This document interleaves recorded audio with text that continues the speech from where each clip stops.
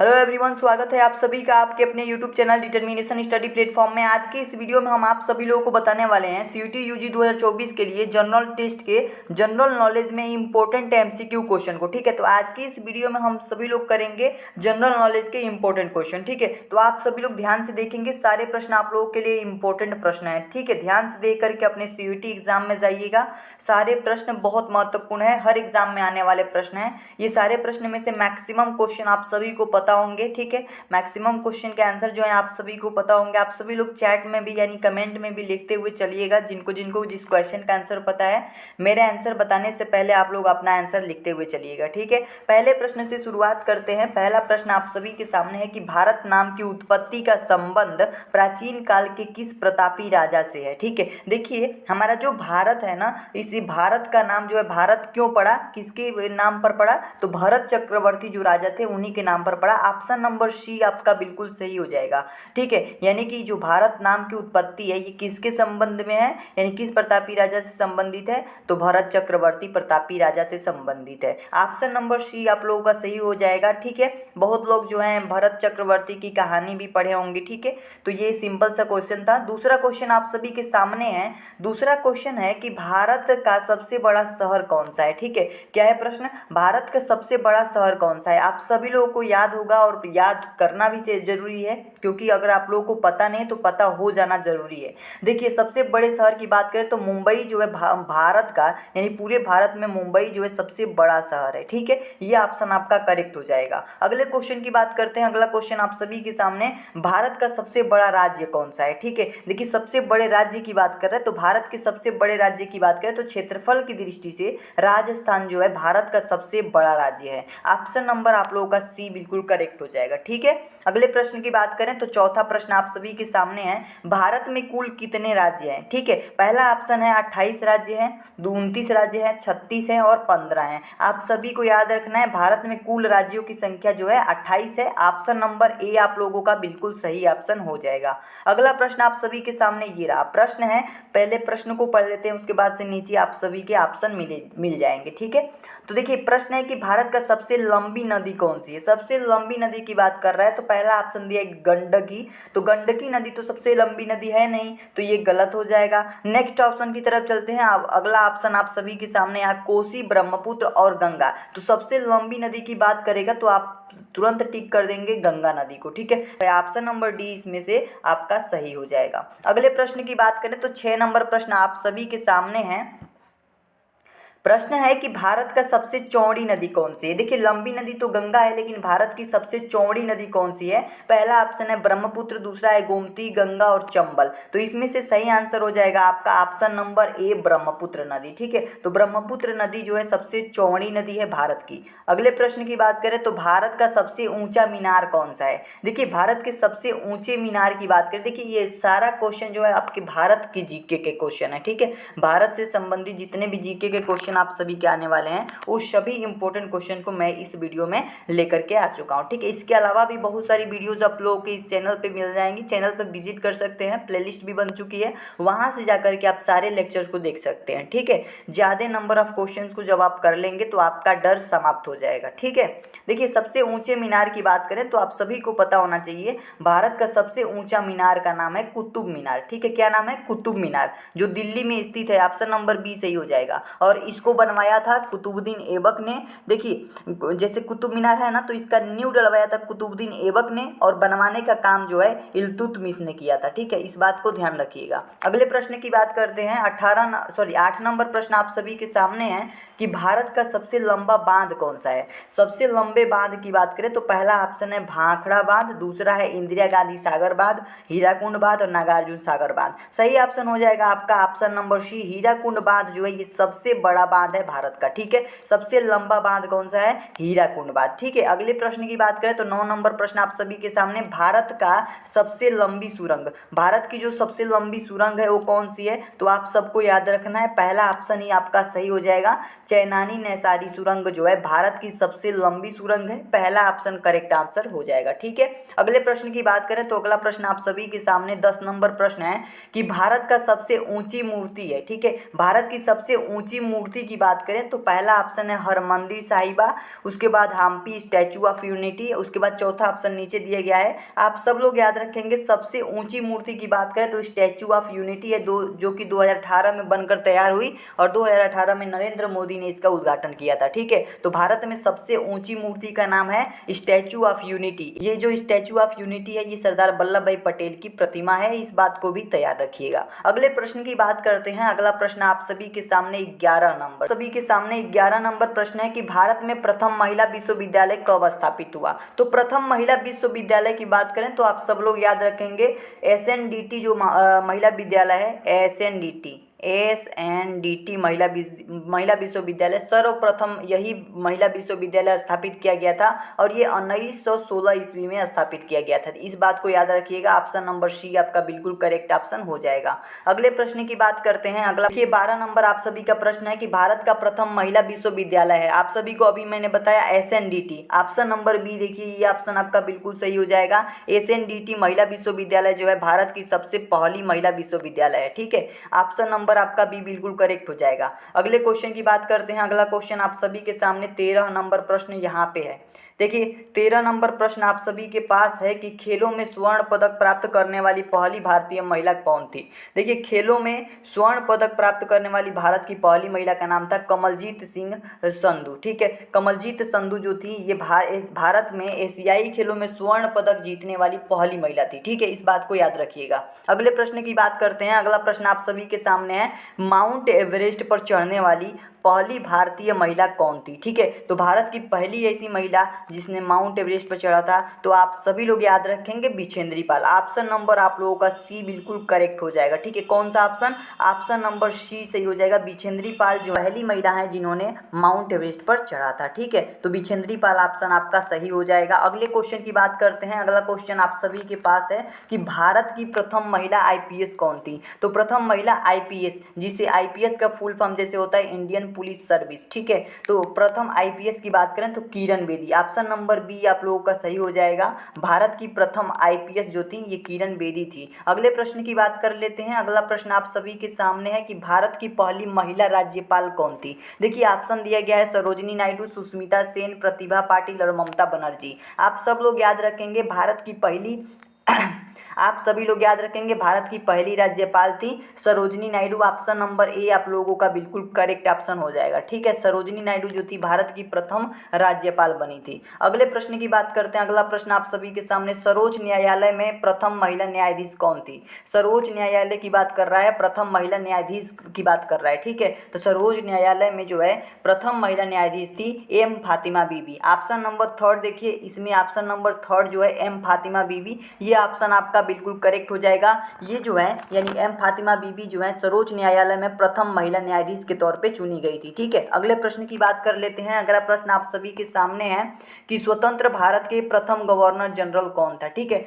स्वतंत्र भारत का जो प्रथम गवर्नर जनरल था वो कौन था। पहला ऑप्शन है लॉर्ड कैनिंग, दूसरा है लॉर्ड माउंटबेटन, लॉर्ड डफरिन और लॉर्ड लिटन। इनमें से ऑप्शन नंबर आपका जो है बी बिल्कुल सही हो जाएगा। लॉर्ड माउंटबेटन जो था ये स्वतंत्र भारत का प्रथम गवर्नर जनरल था। ठीक है, तो ये ऑप्शन आपका बिल्कुल सही हो जाएगा। ऑप्शन नंबर बी, ये प्रथम गवर्नर जनरल था। अगले प्रश्न की बात कर लेते हैं। अगला प्रश्न आप सभी के सामने, भारत का प्रथम प्रधानमंत्री कौन था। तो आप सभी को पता होगा पंडित जवाहरलाल नेहरू जो थे भारत के प्रथम प्रधानमंत्री थे। तो ये तो आसान सा क्वेश्चन रहा आप लोगों का। अगले प्रश्न की बात करें तो भारत में प्रथम महिला प्रधानमंत्री कौन बनी थी। तो ये भी क्वेश्चन आप सभी को पता है, इंदिरा गांधी। ठीक है, आशा करता हूँ आप सभी को ये 20 प्रश्न समझ में आ गए होंगे। आइए कुछ और भी प्रश्नों को हम लोग कर लेते हैं। अब 21 नंबर प्रश्न आप सभी के सामने दिखाई दे रहा होगा। प्रश्न है कि भारत में डाक व्यवस्था शुरू करने वाला ब्रिटिश गवर्नर जनरल था। ठीक है, तो आप सभी को याद रखना है लॉर्ड डलहौजी। ठीक है, तो सबसे पहले डाक व्यवस्था किसने शुरू किया, लॉर्ड डलहौजी ने। ऑप्शन नंबर ए आपका बिल्कुल सही ऑप्शन हो जाएगा। अगले प्रश्न की बात करते हैं। 22 नंबर प्रश्न आप सभी के सामने है कि भारत में शिक्षा है एक, मतलब भारत में एक शिक्षा जो है क्या है, नागरिक अधिकार है, राज्य दायित्व है, राजनीतिक अधिकार है या मूलभूत अधिकार अधिकार है। आप सभी लोगों को याद रखना है, भारत में जो शिक्षा है ये सबके लिए मूलभूत अधिकार है। ठीक है, तो भारत में जो शिक्षा है ना ये एक मूलभूत अधिकार है। ऑप्शन नंबर डी आपका बिल्कुल करेक्ट ऑप्शन हो जाएगा। अगले प्रश्न की बात कर लेते हैं। अगला प्रश्न आप सभी के सामने, भारत के तीसरे राष्ट्रपति कौन थे जिनका अपने कार्यकाल में निधन हो गया था। ठीक है, तो आप सभी को बताना है कि जैसे राष्ट्रपति तीसरे कौन थे भारत के, जिनका जो निधन है उनके कार्यकाल में ही हो गया था। तो आप सभी लोग याद रखेंगे, भारत के तीसरे राष्ट्रपति थे डॉक्टर जाकिर हुसैन। कौन थे? Doctor Zakir Hussain. Option number आपका बी सही हो जाएगा। ठीक है, अगले प्रश्न की बात करते हैं। अगला प्रश्न आप सभी के सामने 24 नंबर प्रश्न है कि भारत का राष्ट्रीय ध्वज कब से लागू कर दिया गया। भारत का जो है राष्ट्रीय ध्वज जो है कब से लागू कर दिया गया। पहला ऑप्शन है आप सभी के पास 2000 ईस्वी से, 2001 से, 2002 से, 2003 से। आप सभी को याद रखना है कि भारतीय ध्वज नियम जो है ये 2022 से लागू कर दिया गया। ठीक है, तो राष्ट्रीय ध्वज नियम जो है ये 2002 से ये लागू कर दिया गया। ऑप्शन नंबर आपका सी बिल्कुल सही हो जाएगा। अगला प्रश्न आप सभी के सामने 25 नंबर प्रश्न है, कौन सा नदी दक्षिण भारत की गंगा कहलाती है। तो दक्षिण भारत की गंगा किस नदी को कहा जाता है? आप सभी लोग याद रखेंगे, दक्षिण भारत की गंगा गोदावरी नदी को कही जाती है। तो ऑप्शन नंबर आप लोगों का सी बिल्कुल करेक्ट हो जाएगा। अगले प्रश्न की बात कर लेते हैं। देखिए अगला प्रश्न 26 नंबर आप सभी के पास प्रश्न यहाँ पे चमकता हुआ प्रश्न है कि ग्लोब पर कर्क रेखा भारत के कितने राज्यों से होकर गुजरती है। ठीक है, तो ग्लोब पर जो कर्क रेखा होती है ये भारत के कितने राज्यों से होकर गुजरती है? आप सभी को याद रखना है 8 राज्यों से होकर के गुजरती है। ठीक है, तो ग्लोब पर जो कर्क रेखा है ये 8 राज्यों से होकर के गुजरती है, ये याद रखेंगे आप लोग। अगला प्रश्न आप सभी के पास है 27 नंबर, भारत के निम्न में से किस राज्य में पुरुषों की संख्या जो है स्त्रियों की संख्या से कम है। ठीक है, तो भारत का कौन सा ऐसा राज्य है जहाँ पे जो पुरुषों की संख्या है वो स्त्रियों से कम है? तो आप सभी लोग याद रखेंगे केरल में। कहाँ? केरल में। केरल में क्या है, पुरुषों की संख्या जो है स्त्रियों की संख्या से कम है। ऑप्शन नंबर आपका सी बिल्कुल करेक्ट हो जाएगा। अगले प्रश्न की बात करें तो 28 नंबर प्रश्न आप सभी के सामने, भारत में सबसे ऊंचा बांध भाखड़ा किस नदी पर स्थित है। सबसे ऊंचा बांध जो है भाखड़ा बांध है। ठीक है, और ये किस नदी पर स्थित है एक बार सभी लोग कमेंट बॉक्स में जरूर लिख देंगे। तो आप सभी लोग याद रखेंगे ये सतलुज नदी पर जो है बना हुआ है। ठीक है, तो ये भाखड़ा बांध जो है सतलुज नदी पर बना है और ये सबसे ऊंचा बांध है। कौन सा बांध? भाखड़ा बांध। ठीक है, याद रखेंगे। अगला प्रश्न आप सभी के सामने 29 नंबर प्रश्न है कि भारत का कौन सा राज्य शक्कर का कटोरा कहलाता है। शक्कर का कटोरा जो है किस राज्य को कहा जाता है? तो आप सभी लोग याद रखेंगे हमारा जो यूपी है, यूपी को जो है शक्कर का कटोरा कहा जाता है। तो ये उत्तर प्रदेश राज्य को क्या कहा जाता है? शक्कर का कटोरा। अगले प्रश्न की बात कर लेते हैं। 30 नंबर प्रश्न आप सभी के सामने, भारत में कितने राष्ट्रीय जलमार्ग हैं। ठीक है, तो राष्ट्रीय जलमार्गों की बात कर रहा है तो राष्ट्रीय जलमार्ग जो है भारत में 228 है। देखिए यहाँ पे ऑप्शन 2 ही दिए गए हैं, नीचे ऑप्शन आपको मिल जाएगा। ठीक है, तो आप सभी लोग याद रखेंगे राष्ट्रीय जलमार्ग की बात जब भी करेगा तो राष्ट्रीय जलमार्गों की संख्या कितनी है भारत में? 228 है। ऑप्शन नंबर आप लोगों का डी बिल्कुल सही हो जाएगा। ठीक है, डी वाला ऑप्शन आपका बिल्कुल करेक्ट होगा।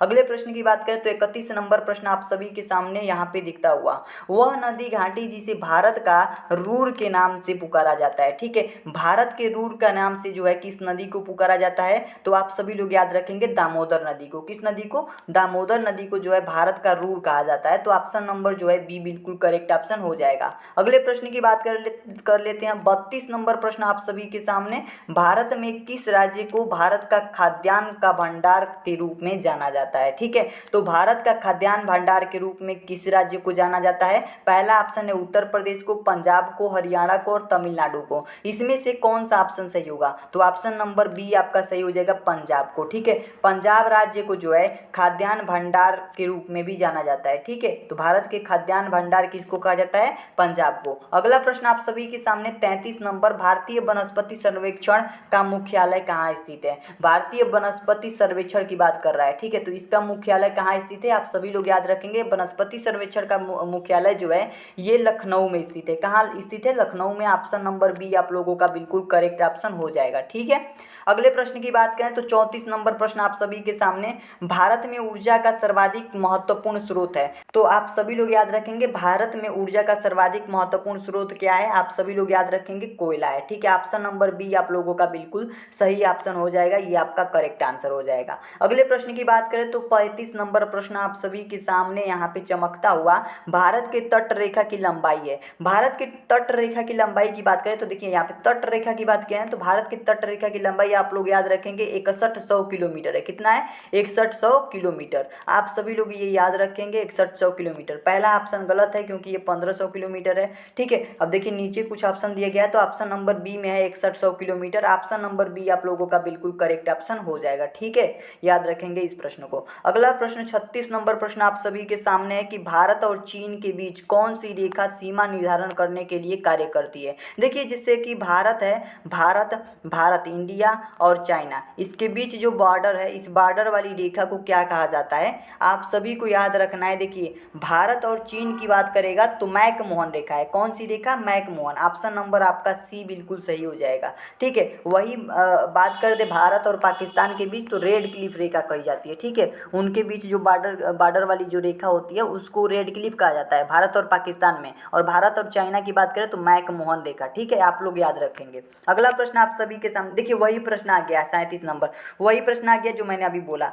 भारत एवं पाकिस्तान को विभाजित करने वाली रेखा कहलाती है। देखिए भारत और पाकिस्तान को का जो बॉर्डर है उस रेखा को क्या कहा जाता है? उस रेखा को कहा जाता है रेड क्लिफ रेखा। ठीक है, क्या कहा जाता है? रेड क्लिफ रेखा। ऑप्शन नंबर आपका जो ए है बिल्कुल करेक्ट ऑप्शन हो जाएगा। अगले प्रश्न की बात कर लेते हैं 38 नंबर प्रश्न आप सभी के सामने। भारत किस गोलार्ध में स्थित है? तो भारत की बात करें तो ये उत्तरी पूर्वी में स्थित है। कहाँ स्थित है? उत्तरी पूर्वी में। भारत जो है अगर ग्लोब में देखा जाए तो ये उत्तरी पूर्वी गोलार्ध में स्थित है। ऑप्शन नंबर आपका बी बिल्कुल करेक्ट हो जाएगा। ठीक है, अगले प्रश्न की बात कर लेते हैं। अगला प्रश्न आप सभी के सामने 39 नंबर प्रश्न है। सियाचिन ग्लेशियर भारत के किस राज्य में स्थित है? तो आप सबको पता होगा सियाचिन ग्लेशियर जो है जम्मू कश्मीर में है। ऑप्शन नंबर आपका सी बिल्कुल सही हो जाएगा। ठीक है, अगले प्रश्न की बात करते हैं। देखिए अगला प्रश्न और 40 नंबर प्रश्न, अंतिम प्रश्न आप सभी के पास है कि भारतीय वन सर्वेक्षण विभाग का मुख्यालय कहाँ स्थित है? वन सर्वेक्षण विभाग का पूछ रहा है, वनस्पति सर्वेक्षण नहीं। वन सर्वेक्षण विभाग का मुख्यालय जो है कहाँ है आप सभी को बताना है। तो देखिए पहला ऑप्शन नई दिल्ली गलत है। ठीक है, ये देहरादून में है। तो देखिए वन सर्वेक्षण पूछेगा तो देहरादून में है, वही वनस्पति सर्वेक्षण पूछ देगा तो लखनऊ में। ठीक है, तो ऑप्शन नंबर आपका जो है बी बिल्कुल सही हो जाएगा, देहरादून। ठीक है, ये ऑप्शन आपका करेक्ट हो जाएगा। तो दोस्तों आशा करता हूँ आप सभी को ये 40 प्रश्न अच्छे से समझ में आ गए होंगे। 40 प्रश्न आप सभी को याद हो गए होंगे। ये हमारे इंडिया जीके के क्वेश्चन थे जो हमारे इंडिया से रिलेटेड थे। ठीक है, आशा करता हूँ आप लोगों को वीडियोज़ अच्छी लग रही होंगी। चैनल को सब्सक्राइब नहीं किए तो प्लीज़ चैनल को सब्सक्राइब कर लीजिए। बाकी सारे वीडियोज़ के लिंक आपको डिस्क्रिप्शन बॉक्स में मिल जाएंगे या आप प्लेलिस्ट से जा करके सारे वीडियोज़ को देख सकते हैं। आशा करता हूँ आप सभी को ये वीडियो अच्छी लगी होगी। मिलते हैं नेक्स्ट वीडियो में दोस्तों, तब तक के लिए धन्यवाद।